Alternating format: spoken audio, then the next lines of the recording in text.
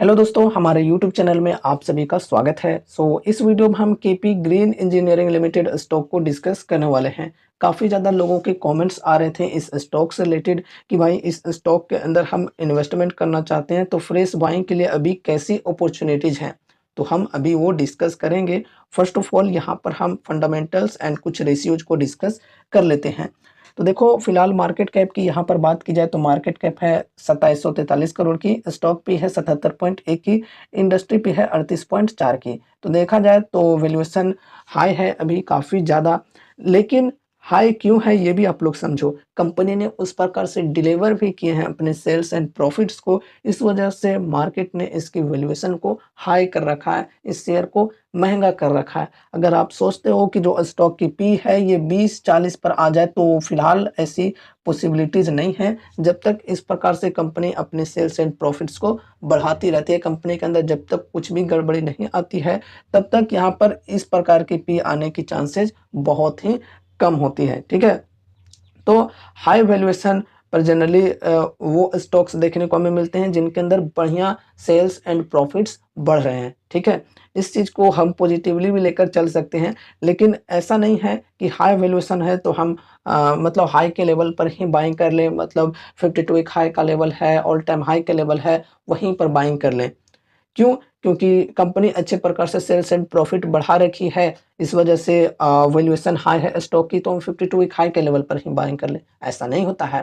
थोड़ा-सा वैल्यूएशन को करेक्ट भी होने देना चाहिए एंड उसके बाद बाइंग करेंगे। लेकिन ऐसा नहीं कि एकदम वैल्यूएशन गिर जाए, एकदम पी जो है वो बहुत ही नीचे आ जाए तो ही बाइंग करें। ठीक है?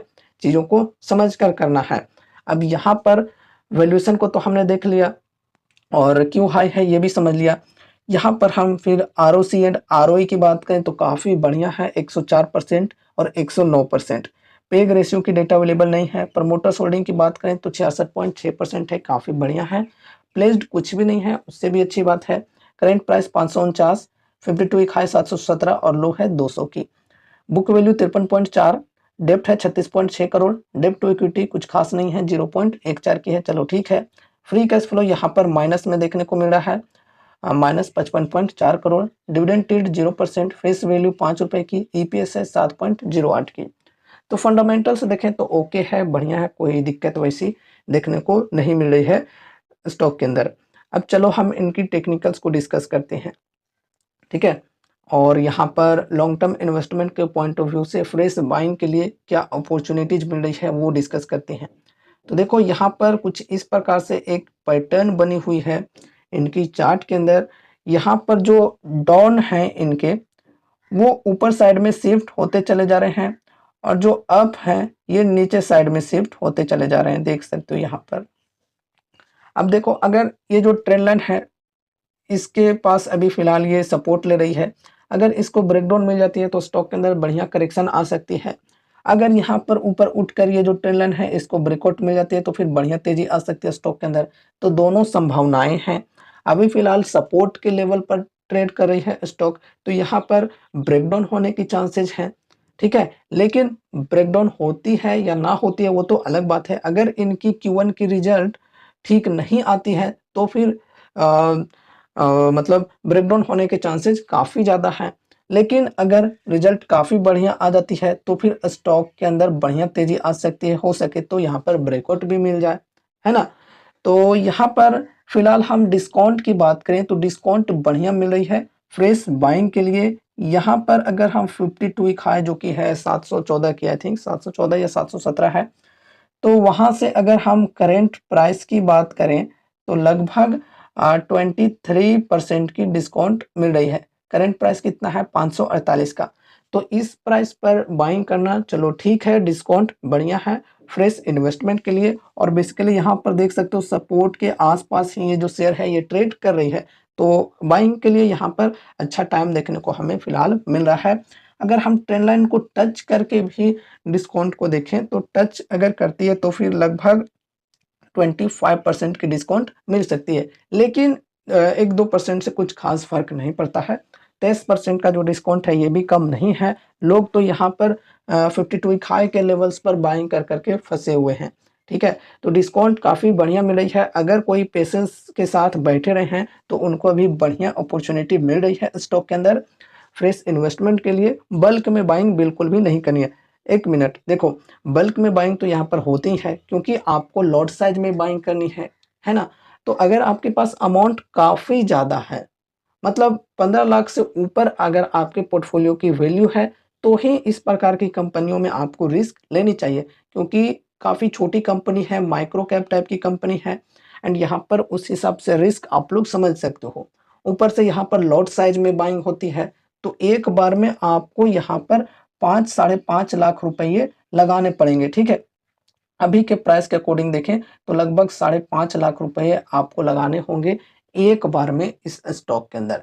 अगर यहाँ पर हम फ्रेश बाइंग भी करते हैं तो इतना बड़ा अमाउंट लगाना आई थिंक हमारे ख्याल से as a retail investor bulk में बाइंग ही होती है।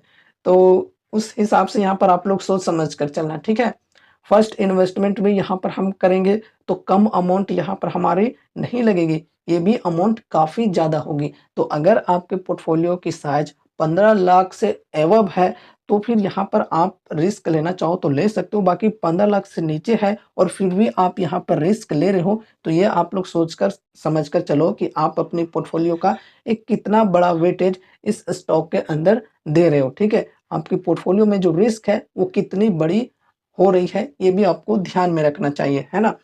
अगर आपके पास इतना जो अमाउंट है, इतना रिस्क लेने को तैयार हो, तो फिर आप रिस्क ले सकते हो।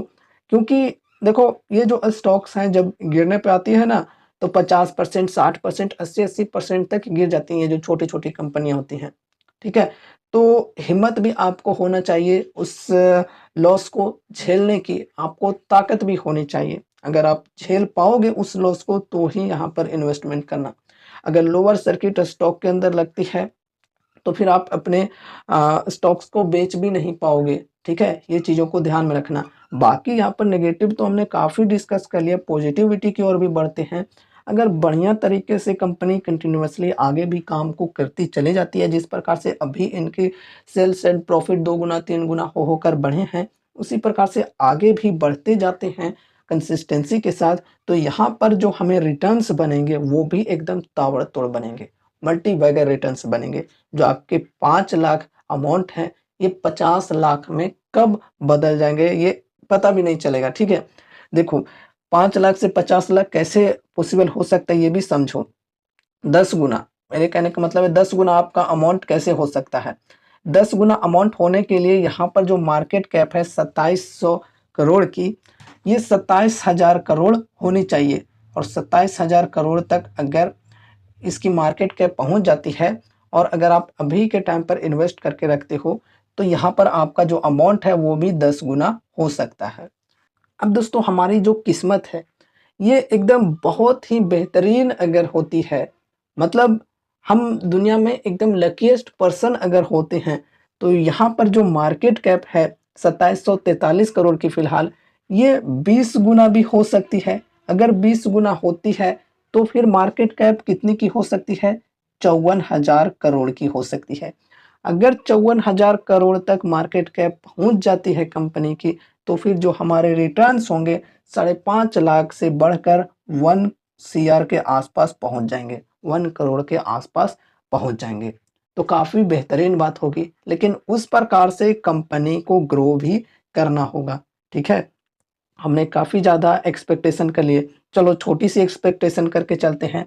2700 करोड़ की मात्र मार्केट कैप है, तो यहाँ पर 2700 से डबल भी हो जाता है, 5400 करोड़ भी अगर हो जाता है मार्केट कैप इसकी, तो फिर हमारे जो रिटर्न्स हैं वो डबल बन जाएँगे, 2x रिटर्न बन जाएँगे। हमने 5 लाख, साढ़े 5 लाख अमाउंट इन्वेस्ट कर रखा है, तो 10 से 11 लाख की वैल्यू हो जाएगी उसकी, ठीक है?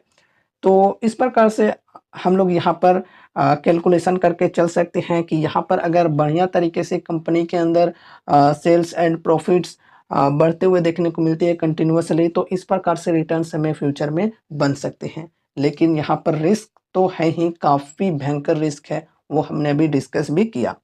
अब दोस्तों, यहाँ पर आपको मैं एक डिस्क्लेमर देना चाहूँगा कि यहाँ पर अभी जो भी चीज़ें हमने डिस्कस किए हैं, वो सिर्फ़ और सिर्फ़ एजुकेशनल पर्पज़ से किए हैं। तो कोई भी रिकमेंडेशंस या फिर एडवाइस बिल्कुल भी मत समझना। ऐसा ना हो कि यहाँ पर हमने रिटर्न्स की बातें की और रिटर्न्स को देखकर आप यहाँ पर मोटिवेटेड हो गए और यहाँ पर आपने सारा का सारा अमाउंट लगा दिया। तो इस प्रकार की रिस्क आपको बिल्कुल भी नहीं लेनी है। कहीं भी किसी भी जगह पर इन्वेस्ट करने से पहले आपको अपनी खुद की एनालिसिस, खुद की रिसर्च भी करनी ज़रूरी है एंड अगर आपको ठीक लगे तो ही इन्वेस्ट करना चाहिए या फिर अपने फाइनेंशियल एडवाइज़र से कंसल्ट करना चाहिए, ठीक है? सिर्फ़ सुनकर इन्वेस्ट नहीं किया जाता है, चीज़ों को आपको खुद से भी एनालाइज़ करना होता है, स्टडी करनी होती है एंड उसके बाद ही सब कुछ ठीक लगे तो ही इन्वेस्ट करना होता है, ठीक है? तो इन चीज़ों को ध्यान में रखना। ये रही हमारी आज की वीडियो। उम्मीद है कि इस वीडियो के माध्यम से आपको कुछ यूज़फुल इन्फॉर्मेशंस मिले होंगे।